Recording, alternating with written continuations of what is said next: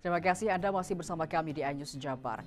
Terkait dengan bagaimana kemudian tahapan yang harus diberikan orang tua terhadap anak, seperti apa? Karena mungkin kalau kita memberikan treatment terhadap anak akan berbeda-beda, terutama juga anaknya mungkin akan berbeda-beda treatmentnya. Seperti apa sebetulnya langkah yang kita bisa bilang optimal? Ya, ada 7 tahap ya. Mulai kalau anak saya pengalaman dari 3 tahun. Baik. Tahap pertama kita bangunkan saat sahur. Jadi saat sahur ikut bangun aja dulu. Ya. Ikut bangun saat sahur, mau makan nggak makan ikut bangun aja dulu gitu. Yang kedua baru tahap dia tahun berikutnya, tahun keempat dia mulai ikut sahur. Sahur nggak kita kasih sarapan. Oke. Ya, tahap pertama adalah ngajak bangun, pokoknya bangunin aja, mau sambil tiduran di meja makan biarin aja, yang penting dia bangun gitu. Biasanya berarti jam 4-an ya, jam 4 atau setengah 4 sudah bangun. Nah, tahun kedua dia sudah mulai ikut sahur. Pokoknya sahur nggak sahur, sarapan nggak dikasih. Nangis, biarin ya. Baik. Nangis itu nggak apa-apa, Yeah. Nangis itu hanya akan menguatkan paru-paru kok ya, jangan terlalu horor dengan nangis itu. Nah, tahap ketiga dia sudah mulai puasa beduk istilahnya ya. Puasa beduk itu nanti kan mulai jam 10 biasanya anak minta makan tuh ya. Betul. Minta makan, kita tahan dulu sampai terdengar beduk kalau zaman saya kecil dulu. Kalau sekarang sampai terdengar azan zuhur ya. Berarti puasa beduk. Beduk itu bedanya dengan kendang itu, beduk itu cuma satu. Kalau kendang kan dua-duanya. Betul, ya. Beduk. Jadi istilahnya cuma puasa sebelah. Ikut sahur tapi nggak ikut buka gitu. Buka karena bukanya di zuhur gitu ya. Di zuhur dia bukanya. Baik. Namanya itu puasa beduk ya. Nah, itu puasa beduk itu biasanya tahap ketiga sudah mulai bisa dihitung. Misalnya 10 hari. Jadi tahun berikutnya berarti tahun kelima sudah mulai bisa 10 hari puasa beduknya. Iya. Gitu. Nah, nanti tahap tahun berikutnya lagi sudah mulai puasa kendang. Jadi dua-duanya. Ada hari di mana dia sahur sampai pol maghrib. Itu puasa kendang namanya, tutup dua-duanya. Dua-duanya. Itu bisa 10 hari bisa dapat ya puasa kendang. Nah, tahap berikutnya tahun berikutnya lagi yang batalnya cuma sedikit. Jadi misalnya tinggal 3 hari gitu. 4 hari karena mungkin demam, biasa demam-demam itu nggak apa, dia sehat dia demam itu kan. Gitu. Nah, itu mulai tahap puasa kendang tapi sudah mulai banyak yang berhasil dan yang sedikit malah yang bisa dihitung. Kalau tahapan sebelumnya banyak yang bolongnya, banyak yang beduknya, tahun berikutnya sudah banyak yang kendangnya. Dan berikutnya sudah mulai tahun ke-7 sudah mulai benar-benar full. Benar-benar full. Nah, mulai tahap full ini orang tua sudah harus mulai merancang strategi biasanya ya. Yeah. Kalau saat puasa beduk yang 1-2 itu orang tua nyiapin hadiah harian. Nah, kalau puasa sudah full 30 hari, orang tua biasanya mulai menyiapkan hadiah bulan. Jadi hadiah lebaran. Nah, itu orang tua nanti ini biasa kami terapkan di keluarga kami. Istri saya biasanya belanja hadiahnya itu sebelum Ramadan. Sepatu kesayangannya, baju kesayangannya itu sudah dibeli 1 minggu sebelum Ramadan. Dan kotak kardusnya kita pasang di atas lemari atau di atas kulkas yang kelihatan gitu. Dan itu menjadi daya tarik banget bagi anak. Pemicu itu. juga Pemicu. ya. Jadi mereka setiap mau minta buka gitu, tuh sepatunya nanti yang makan siapa? Baik. Nah, dengan begitu aja dia nggak jadi gitu ya. Nggak apa-apa, kita nggak maksa kan. Nggak apa-apa, silakan buka. Nanti sepatunya yang makan siapa ya? Gitu. Nah, gitu aja mereka udah nggak jadi tuh bukanya. Tapi kadang kalau kita bilang di lapangan banyak sekali anak yang kadang masih jam 11 sudah cranky. Nah, bagaimana kita menanggapi ataupun membuat anak ini tetap tenang gitu, bisa minimal tadi beduk 1 kali gitu? Ya, itu makanya di tahap kedua orang tua sudah mulai belajar tega di situ. Belajar tega? Iya, belajar tega. Jadi tidak disiapkan sarapan.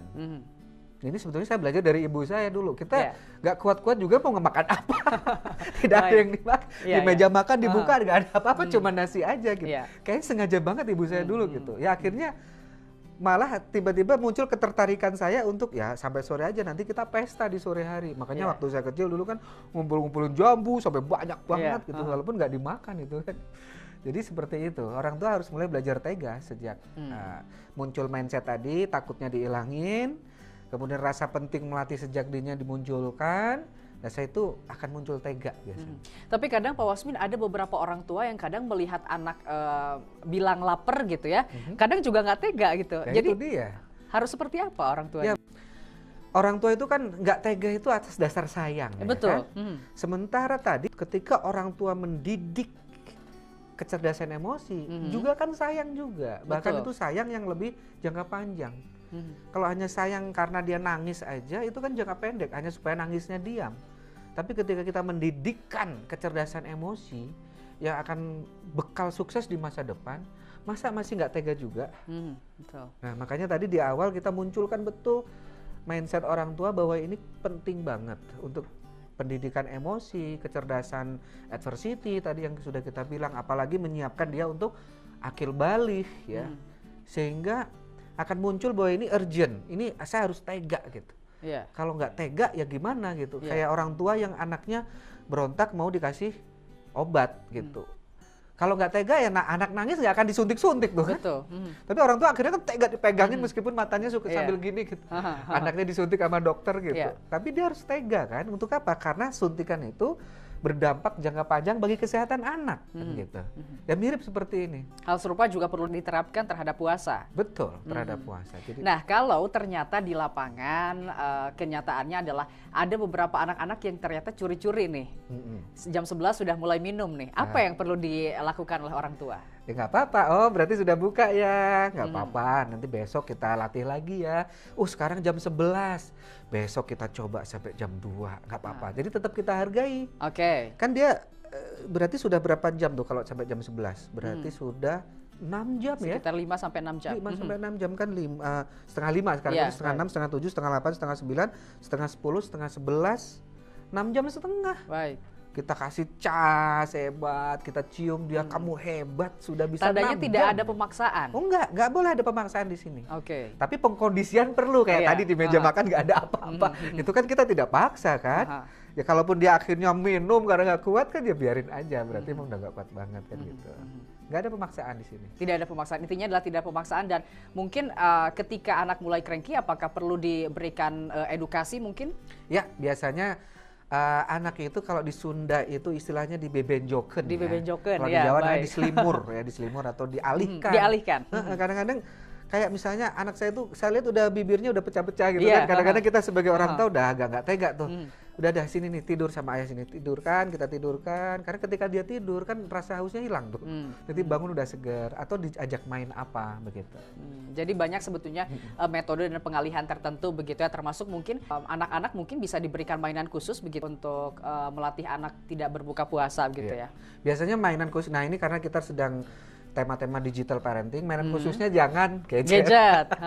Ya kalaupun gadget tetap dibatasi. Banyak kok arena-arena permainan seperti kita ngeliat bazar sore, ngabuburit istilah Sunda. Ngabuburit itu bagian dari ngebebenjoken loh. Itu kan itu adalah finalnya itu loh, jam-jam final itu ngabuburit. Kalau nggak pinter ngebebenjoken itu udah mulai masa kritis tuh, jam kritis ya.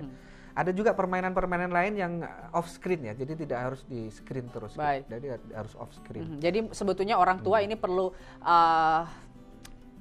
istilahnya adalah berpartisipasi begitu ya untuk ikut membuat anak bisa tetap bertahan berpuasa begitu ya. Oke, Pak Wasmin, boleh diberikan tips kepada pemirsa iNews Jabar bagaimana untuk menjadi orang tua yang bisa tega begitu? Ya, kalau saya sendiri supaya saya bisa tega ketika mendidik anak untuk saum adalah saya melihat jangka panjang. Ketika kita sebagai orang tua punya visi jangka panjang, mendidik anak punya ketahanan mental, punya kecerdasan emosi yang lebih kuat, karena kecerdasan emosi ini bagi saya sudah bukan hal tawar-menawar lagi. Tidak bisa bahasa, tidak bisa matematik, mungkin nggak hebat jago di matematik bahasa, masih saya toleransi. Tapi kalau udah masalah pendidikan emosi, pendidikan karakter, ini nggak bisa ditoleransi. Sehingga karena tidak bisa ditoleransi, maka saya menjadi tega. Saya bisa tega untuk lebih dini melatih anak saya saum. Baik, terima kasih Pak Wasmin sudah hadir dan berdialog terkait dengan bagaimana memberikan edukasi terutama melatih anak untuk berpuasa di kesempatan kali ini. Terima kasih. Sama-sama.